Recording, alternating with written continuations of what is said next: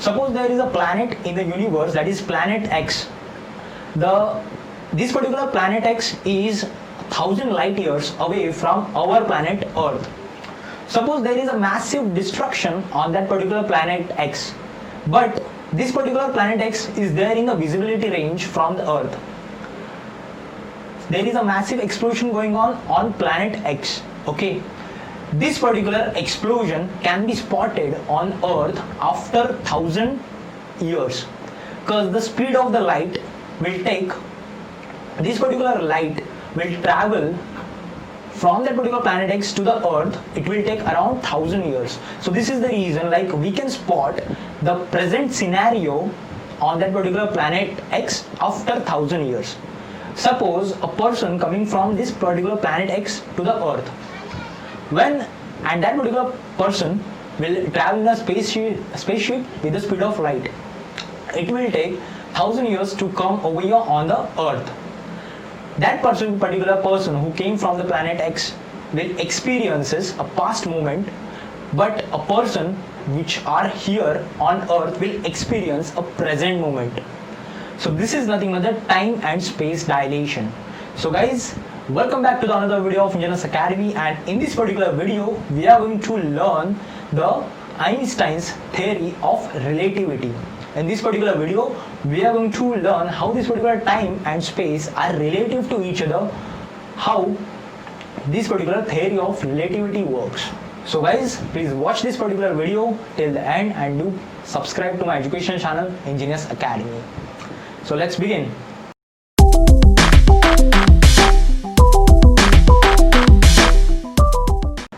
So over here, in the case of the theory of relativity, which is discovered by Mr. Albert Einstein, and this particular theory of relativity, like, I have break down in like 4 different parts. The first part consists of the classical relativity. Well, over here in classical relativity, like, we can take a simple example.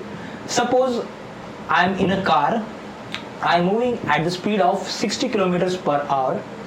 I am sitting in a car. I can say my body is at rest, but as compared to the other second observer which is outside of that particular car, for that particular second observer, my body and the moving car, it is there in motion.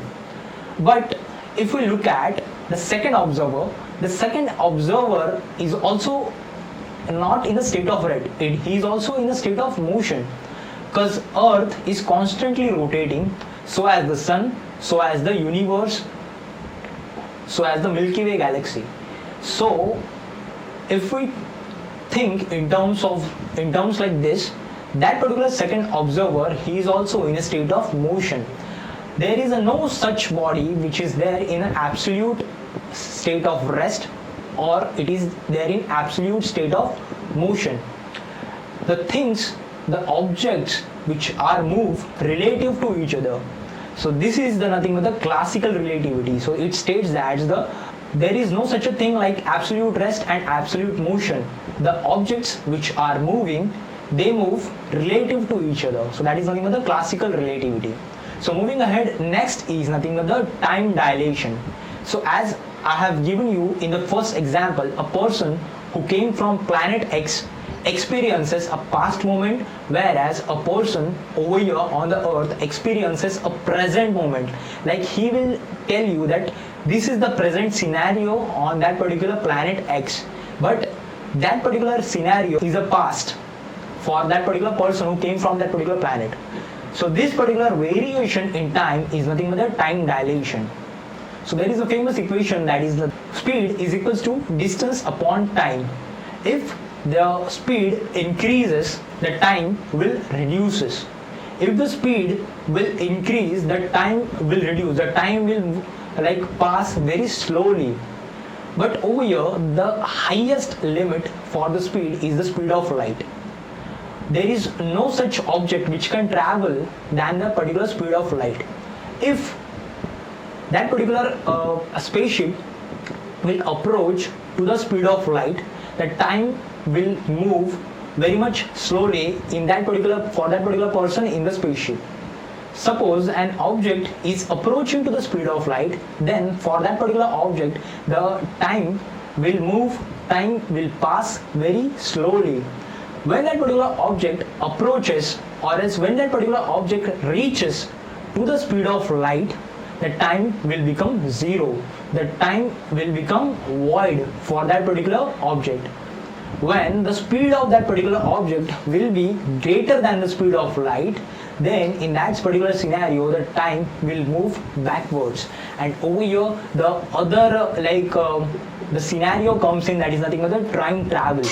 So if we can travel greater than the speed of light, then in that particular scenario the time moves in negative direction. The time moves negatively. So in this particular scenario we can do time travel.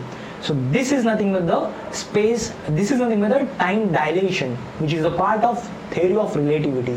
So now most of you will say that if we move like greater than the speed of light, the time will go backwards.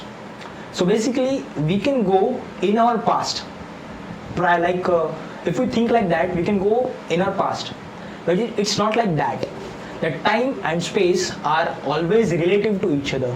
If you are over here on the planet Earth and if you are moving at the speed of light, you will surely experience the time travel. You will surely go in the backward direction. But if you are not on the Earth, if you are on some other planet and you are experiencing that particular speed of light, and then you will come back to the Earth, the time you have spent, the time which you spent on that particular planet will be less as compared to the time on Earth basically. So when you come down to the Earth, there will be somewhat around 50 years past, but you spent in just 5 minutes. It means that you came to the future.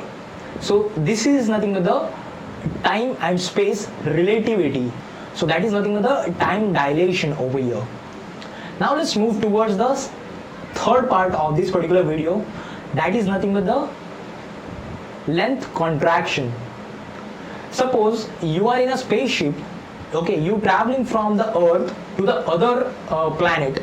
The distance between these two planets is somewhat around 80 light years. So practically, if your spaceship travels at the speed of light, it will take 80 years for you to reach that particular planet. So, but when you achieve the speed of light, the time for that particular person who are traveling through that particular spaceship will become very much slower. Also, the distance which he traveled will become very much less.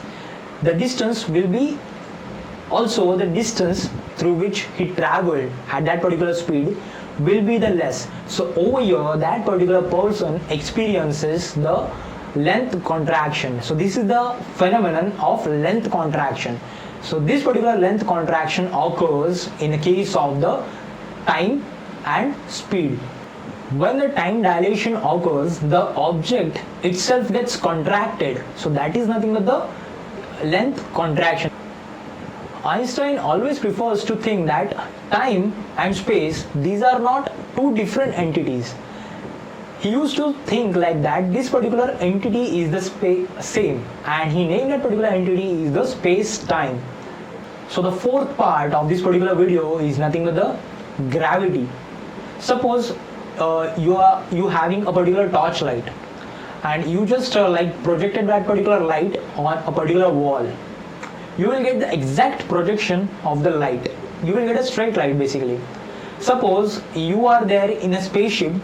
That particular spaceship moves in the upward direction in a particular space with having the velocity, it will having 90% of the velocity of the light, that particular spaceship, and then you just projected that particular light on the opposite wall. The light will follow a curved path.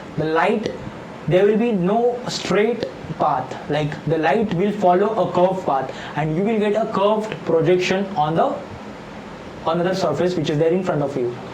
So basically over here the effect of the gravity has to be taken in consideration. So this particular gravity is not a particular force. Einstein says that it is a not particular force. Gravity is the product of the space-time.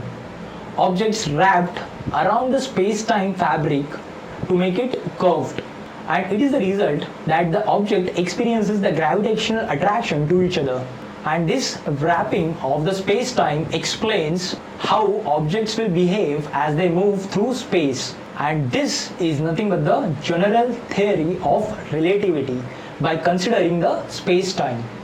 So how do we know this particular theory of relativity it is actually true? So there was an experiment conducted in 1971. Like there were 4 super accurate atomic clocks. These particular 4 accurate atomic clocks are synchronized to each other so that the time won't get deflected. So these particular atomic clocks are kept in a commercial flight, and that particular plane flew over the earth twice. That is twice on the eastern side and twice on the western side. And after that particular experiment, like when they checked that particular atomic clocks with the reference to the reference clock, like they were no longer in synchronized condition. There will be the deviation of 1 billionth unit time. So as depicted or as predicted by this particular theory of relativity, there is the deviation between these reference times and the time of that particular atomic clocks. And the differences between this particular time was consistent with respect to the theory of relativity.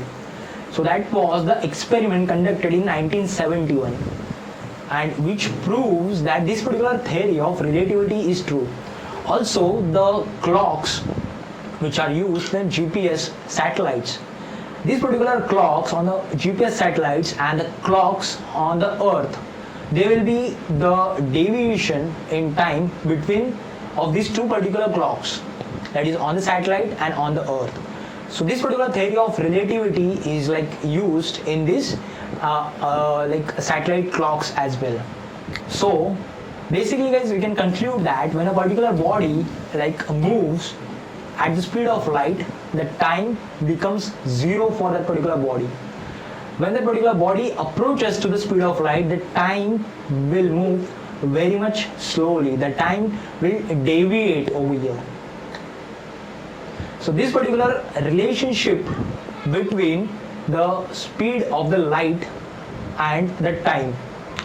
But to achieve that particular condition, to achieve this particular state of speed of light, it is merely impossible to achieve that particular condition.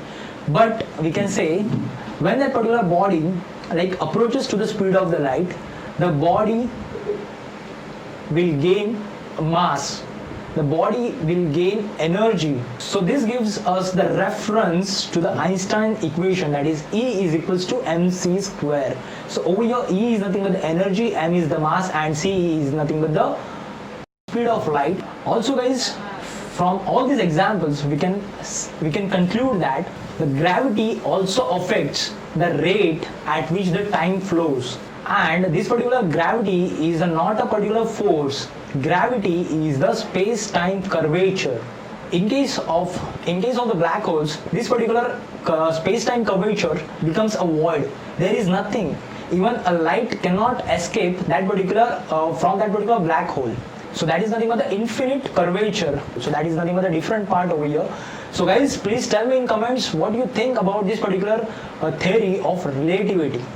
What do you think about time travel? What do you think about space-time matrix? So guys, in any of the doubts, please leave a comment, and please don't forget to subscribe to our educational YouTube channel, Engineers Academy. Thank you so much guys for watching this educational video.